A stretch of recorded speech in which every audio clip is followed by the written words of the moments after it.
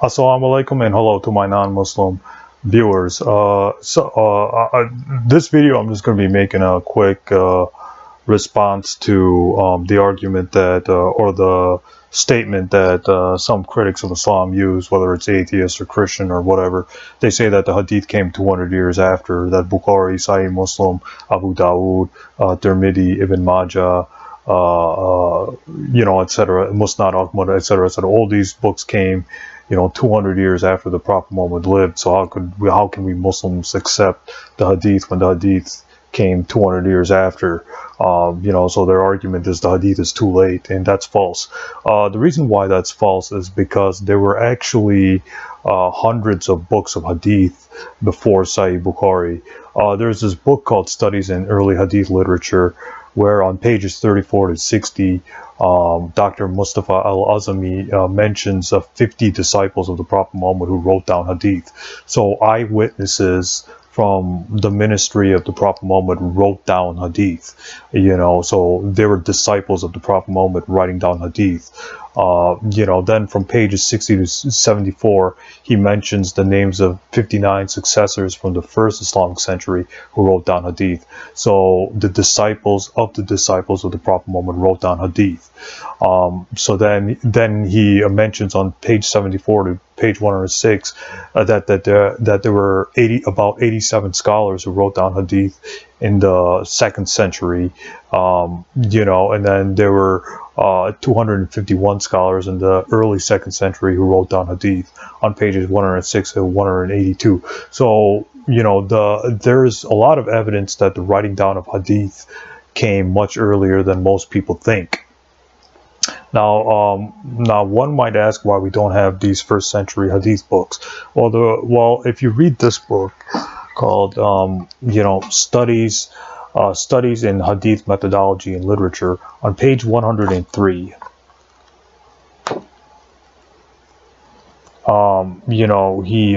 he actually says why we don't have these books, and the reason why we don't have these books is because these books were destroyed. These books were absorbed into works of into authors like Bukhari, Muslim, Abu Dawood, etc., etc. So they disappeared. So these early Hadith books that Ibn Abbas wrote, and and the disciples of Ibn Abbas and stuff like that. And for those of you who don't know who Ibn Abbas was one of the disciples of the Prophet Muhammad, peace be upon him. So Ibn Abbas was like an eyewitness to the to the ministry of the Prophet Muhammad, peace be upon him. And Abu Huraira also wrote down Hadith and things like that. So there were several eyewitnesses to the Prophet Muhammad's ministry that wrote down Hadith in various books and manuscripts and stuff like that. So the reason why we don't have these early Hadith books is because these early Hadith books were absorbed into Sahih Bukhari and stuff like that. So so it's not true that the Hadith came 200 years after.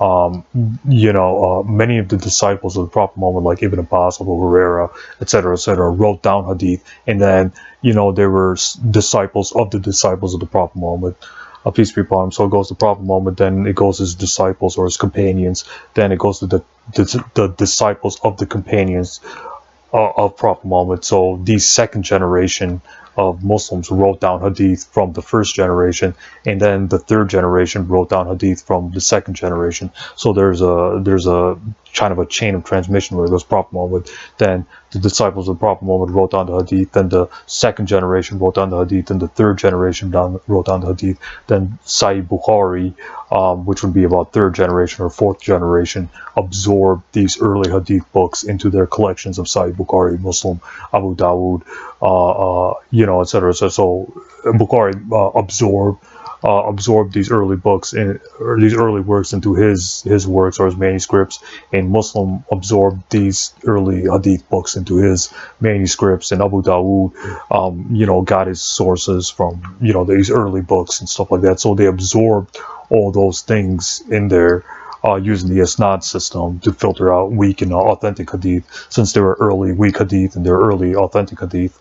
So that's how the Hadith got written. It was a chain of it was a 4-generation type of transmission of Hadith. So the Hadith didn't come 200 years later. We have eyewitnesses witnessing, you know, the events of the Prophet Muhammad and stuff like that.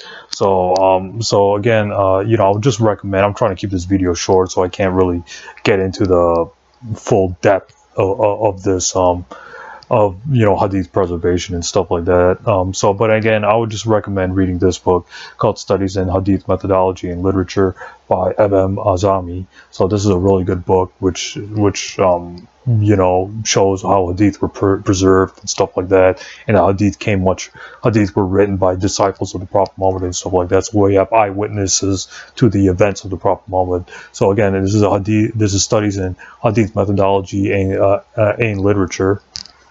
And I would also recommend this book called Early Sources for the Prophet Muhammad's Biography by Dr. Muhammad Saeed Mitwali al-Rahawan.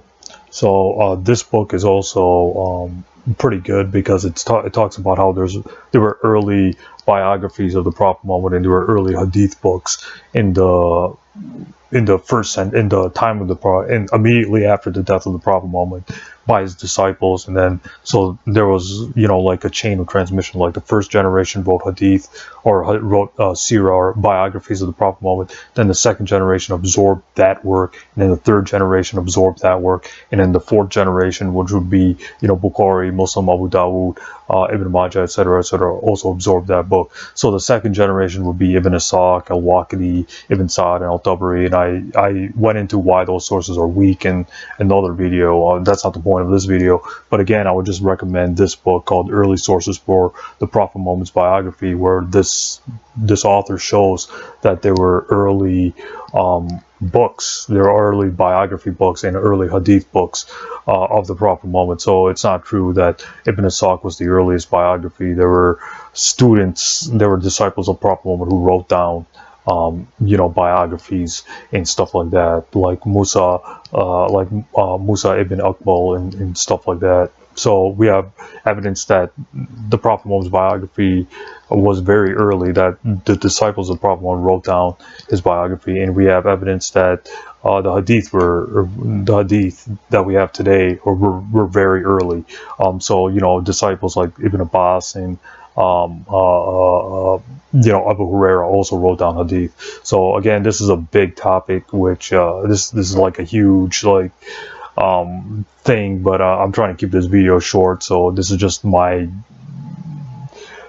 short answer to that question or that polemic that Hadith came 200 years later, when that's obviously not the case. When anybody who does a simple study of the Hadith can see for themselves. So yeah, that's all I wanted to say about this